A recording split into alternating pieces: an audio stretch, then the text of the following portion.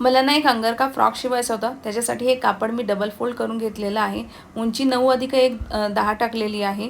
Shoulder आणि मुंढा 5 वर टाकला आणि छाती 7.5 आणि 7 इंचावर मार्किंग केलेलं आहे.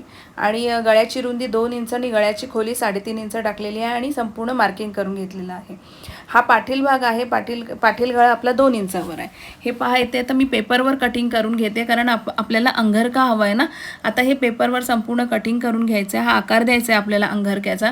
आणि हे ना मी 2 कपड्यांवर 2 कलरच्या कपड्यांवर शिवणार आहे. तो एक हिरवा रंग असणार आहे आणि एक लाल रंगाचं आपलं कापड असणार आहे. तर हे 2 फ्लॅप आपले तयार झालेले आहेत इथे. आता हे मी इथं शिवणार आहे आणि एकावर एक जॉईन करून घेणार आहे. त्याच्या अगोदर आपण खालचा घेर 17 इंचाचा काढलेला आहे आणि खाली फ्रिल पण काढलेली आहेत. आता टॉप पार्ट तयार झालेला आहे, जो मी घेराला लावलेला आहे. 1 इंचावर मी फिटिंगची शिलाई मारते. याचा संपूर्ण डिटेल व्हिडिओ यूट्यूबवर आहे.